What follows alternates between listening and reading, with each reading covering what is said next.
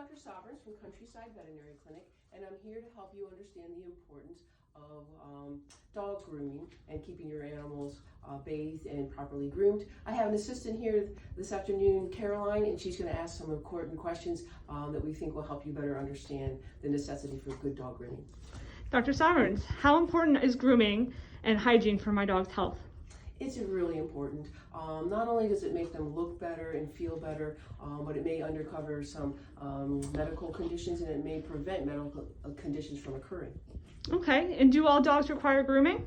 They all do. Here's an example of a little dog named Finn. He's a short-coated dog, and he still requires grooming. He's going to require brushing at times. He's going to require nail trimming at times, and once in a while looking in his ears and cleaning those out, as well as part of grooming your animal properly might be involve brushing their teeth as well. Okay, and do I need any special tools for these? Yep.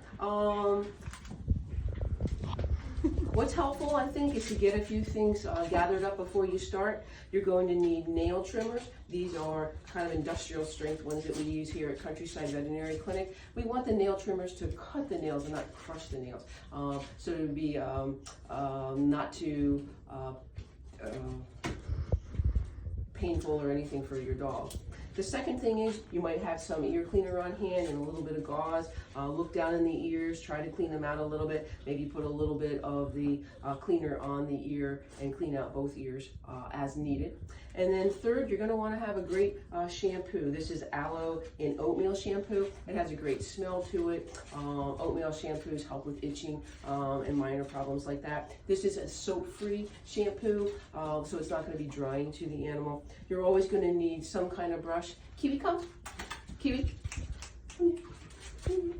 So this is an example of a dog who has a long coat. She has a very long coat, a very, very fluffy, beautiful coat. She's going to need a lot of brushing to keep this coat from getting matted. And so you're going to need to have a good brush that you can count on. And then if you're going to brush their teeth, then you'll need dog toothpaste and a toothbrush for that.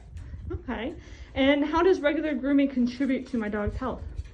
Well, when you don't groom them, the coat can get really dirty, the skin can get clogged, their coats can get matted. And if you keep them properly trimmed, the right length, and keep all the undercoat out, the skin has a chance to breathe and become healthy and be less likely to develop any bacterial infections, and a good time to look for fleas and ticks and make sure you're preventing those as well.